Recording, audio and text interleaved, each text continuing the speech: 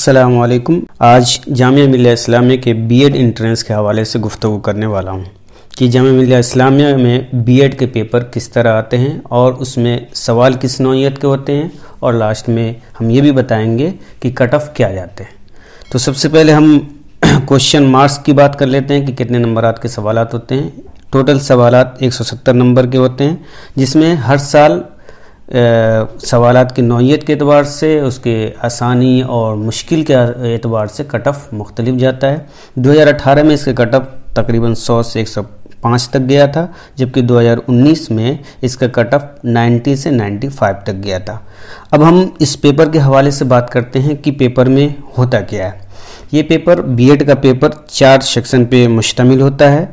पहले सेक्शन में general intelligence, दूसरे में टीचिंग एप्टीट्यूड, तीसरे में करंट अफेयर और चौथे सेक्शन में general science, social science, general numerical और लैंग्वेज होता है।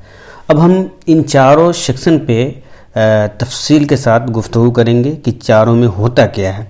तो सबसे पहले सेक्शन जो है आपका वो जनरल इंटेलिजेंस है। तो जनरल इंटेलिजेंस बेसिक तौर पे वो आपके जहनी और दिमागी जो सलाहियत को चेक करने के लिए, जांचने के लिए रीजनिंग के कुछ क्वेश्चन किए जाते हैं। उसमें जनरल इंटेलिजेंस में बेसिक तौर पे 2 तरह के रीजनिंग होते हैं, एक वर्बल, एक नॉन वर्बल। वर्बल में आपका जो सबसे इम्पोर्टेंट है, मैं उन्हीं पे डिस्कस करूंगा, उन्हीं पे गुफ्तगू करूंगा, क्योंकि इन रीजनिंग में वैसे तो बहुत सारे सेक्शन हैं, बहुत सारे क्या कहते हैं पोर्शन है, उसके हिस्से हैं, लेकिन जो बीएड में आते हैं हम उसी पे गुफ्तगू करेंगे, क्योंकि हमें सिलेबस के अकॉर्डिंग जो उसके इम्पोर्टेंस सेक्शन है उसी पे फोकस करना पड़ता है और उसी के अकॉर्डिंग तैयारी करनी होती है। तो सबसे पहले एनालॉजी की बात करते हैं कि एनालॉजी होता क्या है। तो एनालॉजी बेसिक तौर पे उसमें ये होता है कि एक चीज़ को दूसरे से रिलेट करना होता है हमें। जैसे आपसे ये पूछ लिया गया कि इंडिया की राजधानी दिल्ली है, तो ढाका की राजधानी क्या है। इसी तरह आपसे ये पूछ लिया कि ढाका का रुपया टाका है, तो पाकिस्तान का रुपया क्या है। इसी तरह आपसे ये पूछ लिया कि इंडिया का जो है नेशनल एनिमल टाइगर है, तो रशिया का क्या है। तो इस तरह हमें रिलेट करना होता है एनालॉजी में। और आपका जो क्वेश्चन आता है वो एक एग्जांपल दे देता हूँ मैं। जैसे पीकॉक, इंडिया, बियर, आगे आपका क्वेश्चन मार्क होगा। तो हमें ये पता लगाना है कि पीकॉक है क्या। तो जब हम इसमें क्या कहते हैं पता लगाते हैं तो पता चलता है कि पीकॉक इंडिया के नेशनल बर्ड है। तो इसी तरह बियर जो है वो रशिया का नेशनल बर्ड है।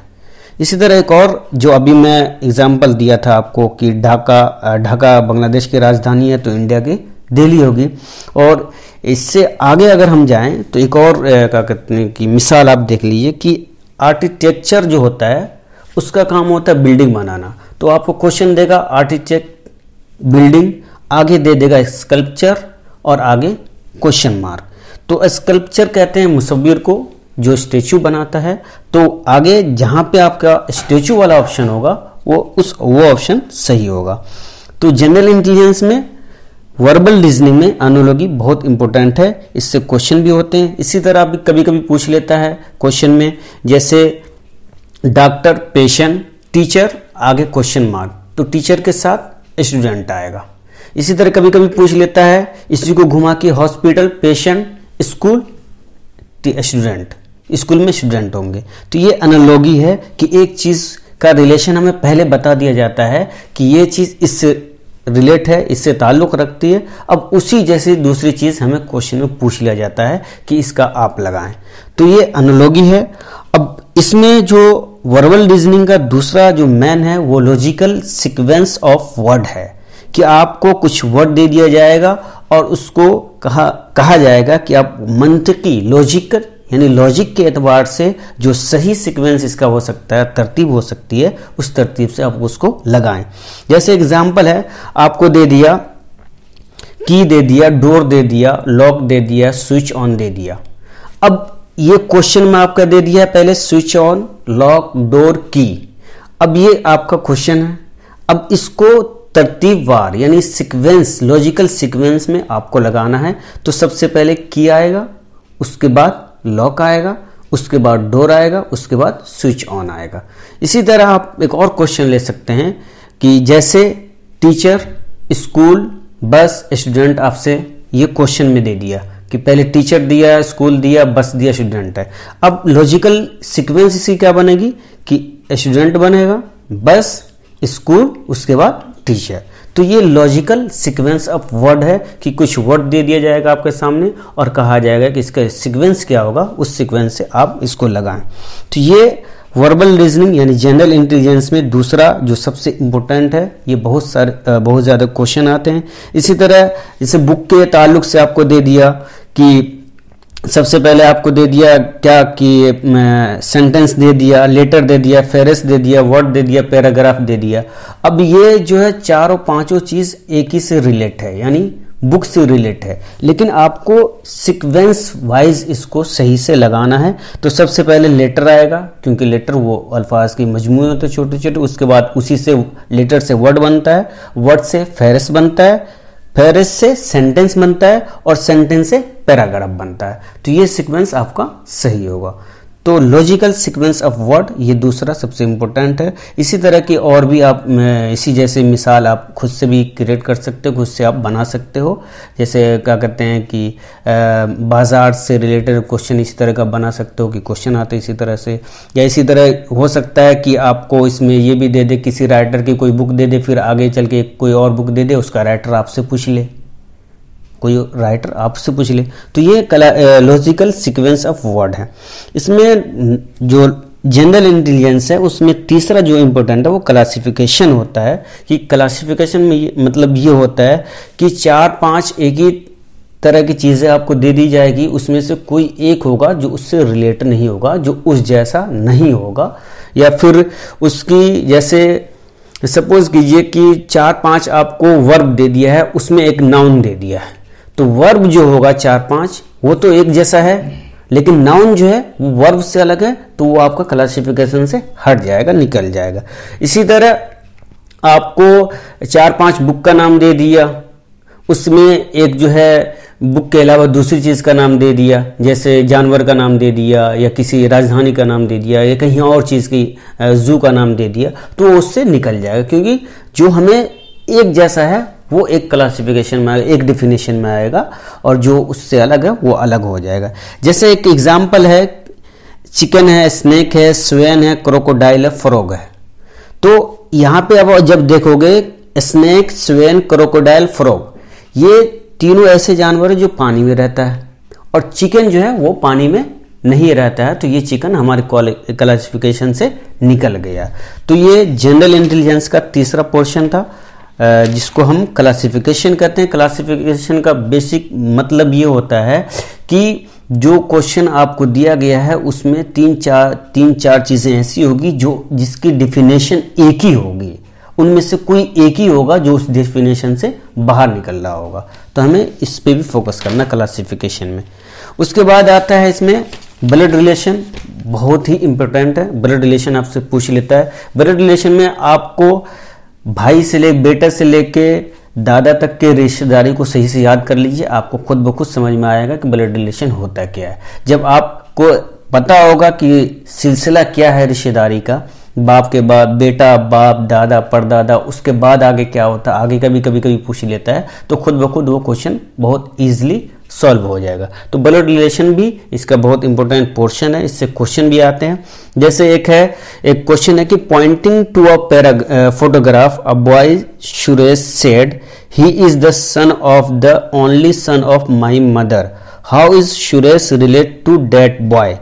कि यहाँ पे क्वेश्चन ये है कि एक फोटोग्राफ था जिसमें एक बच्चा था, उस पे पॉइंट आउट करके सुरेश ने कहा कि ही is the son of the only son of my mother, मेरे माँ की जो बेटा है उसका इकलौता बेटा है वो। तो मेरी माँ का मतलब क्या है कि माई मदर्स के जो सन है, मतलब सुरेश खुद को आप कह रहा है कि मैं अपनी माँ का इकलौता मैं बेटा हूं, मेरी माँ के बेटे का बेटा है। तो अब इससे खुद ब खुद समझ में आ रहा है कि सुरेश का ताल्लुक बच्चे से क्या है, बाप बेटे का है। तो सुरेश यहाँ पे क्या होगा, बाप होगा। तो बहुत इजी है कि आप जब रिश्तेदारी आपको पता होगा, यहाँ पे खुद है कि मेरी माँ के इकलौते बेटे, सुरेश खुद को इकलौता कह रहा है, वहां पे सुरेश का नाम नहीं आ रहा, लेकिन वो खुद को आप जब थोड़ा सा जहन लगाएंगे खुद ब खुद ये समझ में आएंगे। इसी तरह एक और क्वेश्चन है कि Introducing a boy, a girl said, "He is the son of the daughter of the father of my uncle. How is the boy related to the girl?" तो यहाँ पे क्वेश्चन है कि he is the son of the daughter of father of my uncle, यानी मेरे uncle के जो बाप है, मतलब दादा हुआ, दादा के डॉटर यानी लड़की का वो बेटा है। तो अब मेरे दादा के लड़की का बेटा है, तो वो लड़की खुद अपने दादा की लड़की की बेटी हुई। तो जब वो बेटी हुई, ये बेटा हुआ, तो भाई बहन के रिश्ता यहाँ पे आ गया। तो बहुत इजी है ब्लड रिलेशन भी सॉल्व करना। बस ये है कि आपको रिलेशन पता हो कि कौन क्या होता नहीं होता है।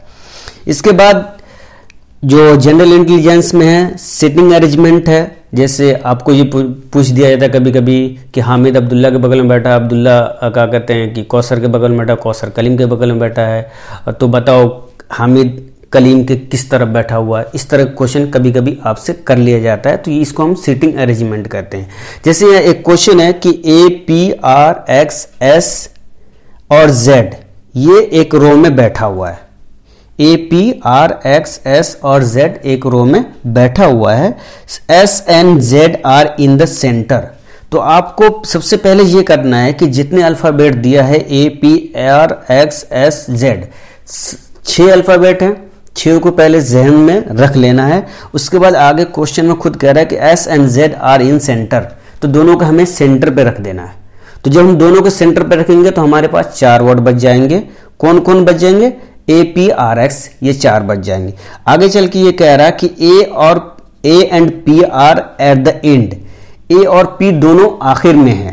तो ए आखिर में होगा, राइट के आखिर में होगा, और पी लेफ्ट के आखिर में होगा। तो अब बच जा रहा है आपके पास 2 आर और एक्स बच जा रहा है। तो कह रहा है ए and P are at the and, तो सेंटर भी हमें पता चल गया कि सेंटर पे कौन कौन है, एस जेड बैठा हुआ है, और एंड पे कौन बैठा हुआ है, ए और पी बैठा हुआ है। अब रह गया आपका क्या है कि R is setting to the left of A. अब ये कह रहा है कि आर जो है वो ए के लेफ्ट में है, तो ए हमारा क्या आखिर में बैठा हुआ है, तो उसका लेफ्ट क्या होगा, जेड के बीच वाला जो जगह है वो उसका लेफ्ट होगा। तो हम जेड और ए के बीच में हम आर को रख देंगे। उसके बाद बच रहा है आपके पास एक्स। तो ये कह रहा है कि who is the right of P. तो अब पी के राइट में कौन होगा, एक्स आएगा, क्योंकि एक्स बच रहा है। तो ये सिटिंग अरेंजमेंट भी बहुत इजीली है। जब सबसे पहले आपको ये करना है कि डायग्राम तैयार कर लीजिए, आप एक डायग्राम बना लीजिए और उसमें पूरे सीक्वेंस वाइज लगाते चले जाइए कि ये इसके बगल में बैठा, ये इसके बगल में बैठा, ये इसके बगल में। जब डायग्राम आप बनाएंगे तो आपको बहुत इजीली सिटिंग अरेंजमेंट भी आ जाएगा। तो ये भी कोई टफ नहीं है। उसके बाद है डायरेक्शन। तो डायरेक्शन में मेन 4 डायरेक्शन आपका, नॉर्थ, ईस्ट, साउथ, वेस्ट, ये 4 है जो मेन डायरेक्शन है। उसके बाद इन चारों का जो 4 है वो डायरेक्शन आता है, नॉर्थ ईस्ट है, साउथ ईस्ट, साउथ वेस्ट और नॉर्थ वेस्ट। तो जो मेन 4 डायरेक्शन है तो उनमें 2 डायरेक्शन के बीच में 90 डिग्री का एंगल होता है, जबकि उसके बीच वाला जो आता है कोऑर्डिनल डायरेक्शन, उसके बीच का जो ड्यूरेशन होता है, दूरी होती है, वो 45 होता है। तो डायरेक्शन में आपको जिस तरह सीटिंग अरेंजमेंट में आपको सीटिंग यानी डायग्राम बनाना सीटिंग अरेंजमेंट के समझाने में या उसको समझने में बहुत इजी होगा, इसी तरह जब आप डायरेक्शन सॉल्व कर रहे हो तो डायरेक्शन में सबसे पहले आप डायरेक्शन को आप जो है डायग्राम बनाइए। उसके बाद जो क्वेश्चन है उस क्वेश्चन के अकॉर्डिंग उस डायग्राम पे आप अप्लाई करते जाइए या उस डायग्राम के अकॉर्डिंग देखते जाइए, तो खुद ब खुद आपको डायरेक्शन भी समझ में आ जाएगी। जैसे एक क्वेश्चन है कि अ मैन वॉक 5 किमी towards south and then left turn to right, कि एक आदमी 5 किलोमीटर साउथ की तरफ जा रहा है and then turn to right, south से साउथ की तरफ, तो मतलब वो साउथ की तरफ जा रहा है तो नॉर्थ पे वो खड़ा होगा। जब आदमी साउथ की तरफ जाएगा तो नॉर्थ पे खड़ा होगा और नॉर्थ की तरफ जाएगा तो साउथ पे खड़ा होगा। तो नॉर्थ से वो साउथ की तरफ गया 5 किलोमीटर, फिर वो राइट मुड़ गया है, तो जब साउथ की तरफ जाएगा तो राइट जो उसका होगा वो वेस्ट होगा।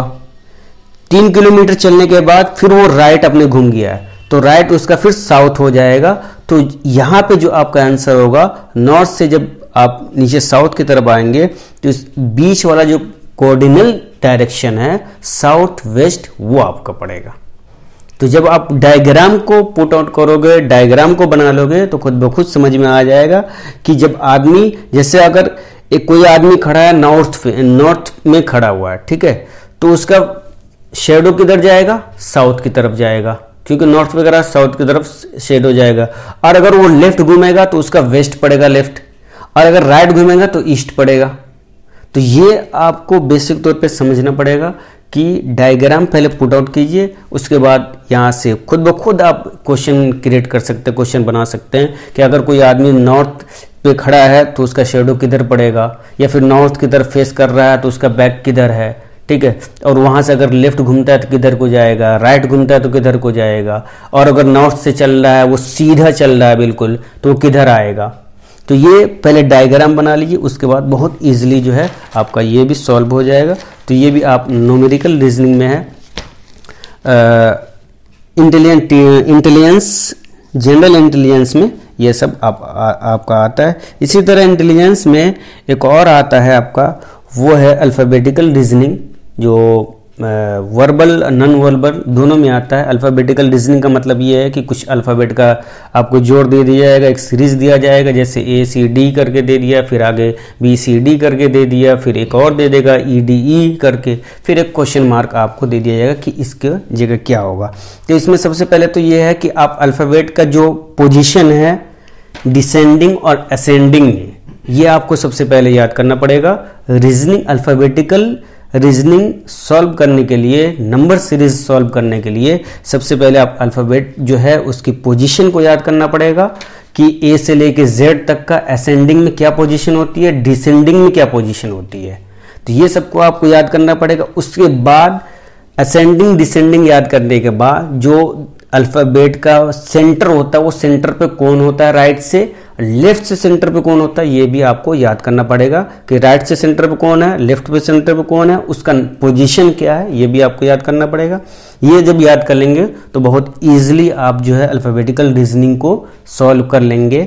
तो हम ये देखते हैं कि अल्फ़ाबेटिकल रीजनिंग में कई तरह से क्वेश्चन पूछे जा सकते हैं। सबसे पहले तो ये है कि अल्फ़ाबेट का जो पोजीशन होता है वो दो तरह से होता है, असेंडिंग मोड में और डिसेंडिंग मोड में। असेंडिंग का मतलब ये कि राइट से लेफ्ट को जाना, लेफ्ट से राइट को जाना, A1 2 3 4, और डिसेंडिंग का मतलब ये होता है कि राइट से लेफ्ट की तरफ आना, यानी 1 2 करके Z का पोजीशन 1 हो जाएगा जब हम डिसेंडिंग मोड में आएंगे, और असेंडिंग मोड में रहेंगे तो Z का पोजीशन 26 होगा। तो हमें ये याद करना पड़ेगा क्योंकि इसी से बहुत सारे क्वेश्चन आते हैं और इसी में इंसान बच्चे को फंसाया जाता है कि कैसे। जैसे आपसे क्वेश्चन कर लिया जाता है कि ACE, दूसरा पेयर है BDE, तीसरा पेयर है CEG, और आगे क्वेश्चन मार्क दे दिया कि अब इसके आगे क्या होगा।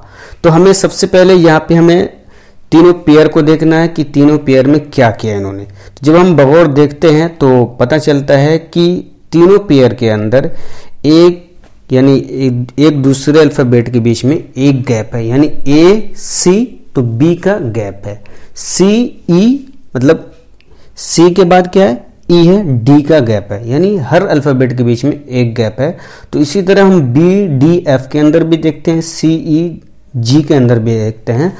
तो इसका आंसर आएगा आपका DFH, क्योंकि हर तीनों पेयर के अंदर हम देखते हैं कि दो अल्फ़ाबेट के बीच में एक का गैप है, तो इसी तरह हमें भी इसका गैप रखना पड़ेगा। लेकिन क्वेश्चन सॉल्व करते वक्त हमें जो पेयर दिया गया है उसमें पहले अल्फ़ाबेट को देखना बहुत ज़रूरी है कि पहले क्या है, उसी के अकॉर्डिंग हमें आगे क्वेश्चन या उसी के मुताबिक अप्रोप्रिएटेड आंसर हमें लगाना पड़ता है। ये तो पहला हो गया। दूसरा ये है कि कभी कभी पूछ लेता है, जैसे क्वेश्चन आपको दे दिया AZ BY CX और आगे क्वेश्चन मार्क के आगे क्या आएगा। तो आप इसको जब गौर से देखेंगे तो अल्फ़ाबेट जो इसमें दिया गया है तीनों पेयर में, उसमें AZ है, यानी पहले राइट से असेंडिंग से एक उठाया है और डिसेंडिंग से एक उठाया है। उसी तरह BY के अंदर भी है कि राइट से दूसरे वाले को उठाया है और लेफ्ट से भी दूसरे को, और इसी तरह CX में भी राइट से तीसरे पोजीशन को और लेफ्ट से भी तीसरे पोजीशन को, तो यहाँ पे ऑटोमेटिक जब आप ध्यान देंगे तो DW इसका आंसर आएगा।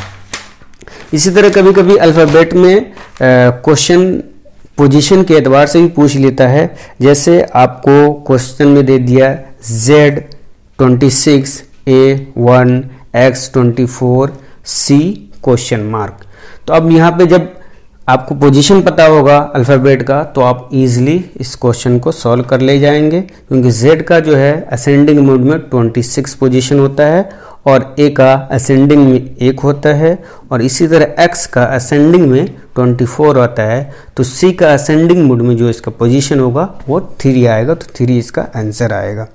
इसी तरह कभी कभी क्वेश्चन इस तरह से आपसे पूछा जा सकता है या पूछ लेता है इसमें, और बहुत बार इस तरह क्वेश्चन आते हैं। GHST इज इक्वल टू 54 और आगे क्वेश्चन आपको दे दिया DFXP, तो इसका आंसर क्या आएगा। तो आपसे क्वेश्चन किया गया GHST इज इक्वल टू 54 और आगे क्वेश्चन दिया DFXP, तो इसका आंसर जब आप इसमें देखेंगे तो ये जो 54 आपका दिया है GHST, तो ये पूरे जो चारों अल्फ़ाबेट हैं उसके पोजीशन को ऐड करके यानी जोड़ के टोटल जो इसका बनता है वो 54 बनता है। इसी तरह आगे आपको DFXP का पोजीशन है उसको आपस में जोड़ लेना है और जोड़ने के बाद उसका जितना आंसर आएगा उसको लिख देना है। तो जोड़ने के बाद इसका आंसर हमें 50 मिलता है। तो ये आपका हो गया अल्फ़ाबेटिक रीजनिंग में। और दूसरा जो है नंबर सीरीज़ होता है अल्फ़ाबेटिकल रीजनिंग में। नंबर सीरीज़ कभी कभी पूछ लेता है कि जैसे आपसे क्वेश्चन कर लेगा 7, 10, 8, 11, 9, 12, आगे क्वेश्चन मार्क दे देगा। तो इसमें जब आप गौर से देखेंगे तो समझ जाएंगे कि 7, 10, 8, 11, 9, 12, तो 7 के बाद 10 है और उसके बाद 8 है, यानी 7 और 8 के बीच में एक स्पेस एस्केप किया गया है, यानी 7, 8, उसके बाद फिर 9, उसके बाद क्या आएगा ये क्वेश्चन है, तो उसके बाद 10 आएगा, क्योंकि इसमें एक और पेयर दे रखा है जैसे 10, 11, उसके बाद 12 है, तो इसी तरह हमें 7, 8, 9, 10 इसका आंसर आएगा। इसी तरह एक और क्वेश्चन है 36, 34, 30, 28, 24, आगे क्वेश्चन मार्क। जब इस पे आप देखेंगे, गौर से देखेंगे, ध्यान से देखेंगे, तो 36 और 34 के बीच में जो गैप है वो 2 का है, और 34 और 30 के बीच में जो गैप है वो 4 का है, और उसके बाद 30 और 28 के बीच में जो गैप है वो 2 का है, और 28 और 40 के बीच में जो गैप है वो 4 का है। तो आगे बिल्कुल आपको जहन में यही रखना है कि पहले 2 का गैप है, उसके बाद 4 का है, तो यहाँ पे 4 का गैप ऑलरेडी हो चुका है, तो अब हमें 2 का गैप करना है, यानी 24 के बाद 22 आएगा। तो ये नंबर सीरीज है। तो नंबर सीरीज में कभी स्केपिंग होता है, जंपिंग होता है, तो ये जंपिंग स्केपिंग का एग्जाम्पल था। इसी तरह इसमें कभी कभी नंबर सीरीज में स्क्वायर और क्यूब भी पूछ लिया जाता है, जैसे 20 is equal to 4, 2 is equal to 4, 4 is equal to 16 और 6 is equal to 36, 8 is equal to question mark आगे दे दिया जाएगा क्या होगा।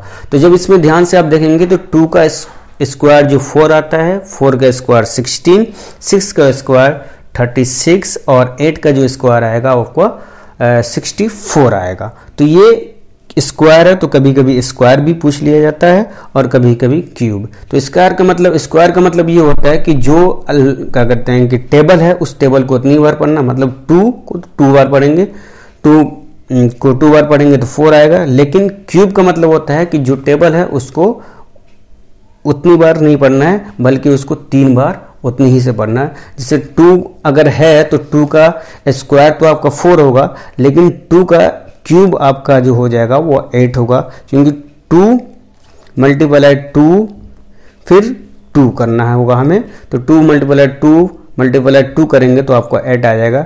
2 दूनी 4, 4 दूनी 8 आपका ऐसा आता है, तो ये 8 आएगा। तो ये नंबर सीरीज है।